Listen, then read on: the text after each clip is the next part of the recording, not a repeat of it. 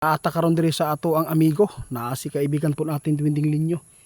Gitagaan gyud sila time para makapagpapaabot, no? Naamang gyud nagpatanong sa ato kaya si ni-request ko sa lahat po ng nagsisisi, sa lahat po ng nagsisi kay J. Costura at Rody Baldwin kasi may nagpaabot sa akin, guys.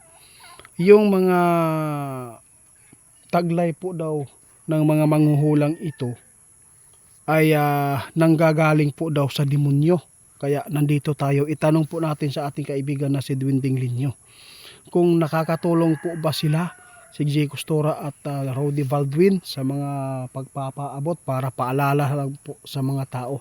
Kaibigan, na malaking problema po ito, kaibigan, kasi unti-unting sinisisi sina Rody Baldwin at J. Costura dahil po daw sa kanilang paghuhula. Dahil sa kanila, sinasakyan daw ng dyablo ang kanilang hula, kaya nangyayari na lagi ang pagyanig dito sa Pilipinas, yung tinatawag nating lindol. Kaya nais kong itanong sa inyo, kaibigan, yung pagpapaabot nila, yung nakikita nilang bisyon, kaibigan, totoo po ba ito na sa demonyo po sila? Guys, ito po ang totoong pahayag ng ating kaibigan. Hindi po natin matawag po na sa demonyo sila, guys. No? Kasi lahat man po tayo, kahit hindi ka pa manghuhula, alam po natin, lahat tayo ay makasalanan. Pero yung mga ginawa daw nila J. Costura at Rody Baldwin, isa po itong paalala. Kasi kaibigan, grabe po, sila po ang sinisi mula ng nagpapaabot lagi sila ng mga kalamidad para daw nga sinasakyan po daw ng dyablo, kaya nagaganap. Tama si kaibigan. Alam po ba nyo, guys, nangyayari po dito sa atin pagyanig? Ito po ay kagustuhan para makilala ang hindi nakakilala sa lumikha sa atin. Yun po ang tandaan ninyo. Lahat po tayo makasalanan. Hindi po natin masabi yung mga ginagawa nila J. Costura ay sa demonyo yan. Hindi po daw. Yung si kaibigan, lahat man tayo makasalanan. Yun po. Sa totoo lang, mahirap lang po dito kung hindi ka kinalimutan mo ang Diyos dito dahil lang po sa may kakayahan kang panghula. Hindi naman nila kinakalimutan Lagi nga nilang binabanggit, di ba, kaibigan? Huwag po nating husgahan ang tao na ito ay nagbibigay ng babala.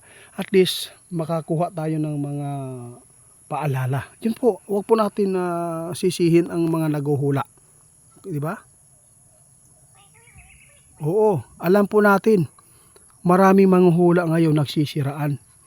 Isa na po dito yung sinasabi nila na parang taga-ibang bansa ito, guys, na pumuna sa ginagawa ng dalawang manghula dito sa Pilipinas, no? May nag-chat sa atin, guys, sila, no, nanira din po. Kaya mag-ingat tayo kung wala naman pong tinuturo ang mga manghuhula dito sa mundo, sa social media, na nagbigay po ng nagtuturo ng masama. Hindi naman, paalala lang po. Hindi po natin isisi kasi wala po silang kapangyarihan na gawin po nila ang nangyayari dito sa ating mundo. Itinatadhana na ito Kagustuhan ito para lang makita ninyo na may lumikha talaga sa atin. Kasi yung iba nakakalimot na dahil po sa kanilang natatanggap ngayon ng kapangyarihan tulad po ng yaman, pira. Kaibigan, salamat sa inyong pagpaalala, no? Ang masabi po natin dito, guys, yung mga ginagawa po ng mga kaibigan po natin, nagbibigay din ito ng paalala para po ay mapaabutan kayo. Mag-ingat po tayo sa lindol, guys, kasi yung lindol pataas ng pataas po ang intensity, no? Dito sa Mindanao 7.6 magnitude, posible pa itong tataas pa ang pagyanig dito sa bansa natin. Ang napakadelikado dito, yung sinasabi ng ating kaibigan dito na natuklasan na po ito, ng mga tao, yung Apo-Laki na pinakamalaking bulkan dito sa buong mundo na nasa dagat ngayon, na kapag ito ay nagising, kasi nakakatakot po ang pagyanig lagi dito kasi posible itong magising, sabi ng ating kaibigan. Hindi pa ito mangyayari pala ang The Big One, matagal-tagal pa. Sana naman ay hindi ito mangyayari kahit po sa tagal, kaibigan, di ba? O sige po, sige guys, aalis na si kaibigan. Ngayon, si kaibigan guys, umalis na naman dahil nagmamadali na naman po. Sa lahat po ng taga-Mati, asa pa ani, Mati, asa tong napaabutan, no? O kining Jinsan, Davao, ayaw mo kumpiyansa karon. Kung mahimo, ayaw mo diya sa duol sa mga building.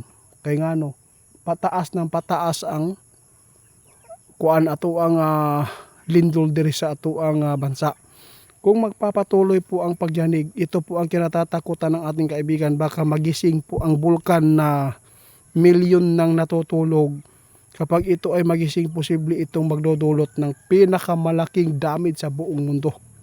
Yung tinatawag natin The Big One. Hindi pa pala. Ngayon ko lang nalaman guys kay kaibigan natin 20 na mayroon pa palang pinakamalaking bulkan na nakatago dito sa ating bansa. Nakakalimutan, binabaliwala ng mga tao dahil po ay hindi po gising, no, tulog, inactive. Kaya sana mag-ingat po lagi kayo, manalangin, huwag po nating hayaan na mapahamak ang ating pamilya. Alam na po natin na malapit tayo sa dagat, pwede man tayong lumikas dyan. Paalala, si Ghost Hunter 88 fans, hindi yan ako. Si Ghost Hunter 88 fans, scammer yan. Lahat ng video ko ninakaw. Pasensya na po kayo guys kung lagi ko itong ipinapaabot kasi ako po ang sinachat, ako po ang mga sinisisi ng naka-order sa kanila, no? Yung naka-order sa kanya. Bakit daw hindi ko daw pinopost po? Baka daw kasabwat ko. Hindi ko yan kasabwat. Kaya lagi ko pong ipinapaalala ngayon sa video ko.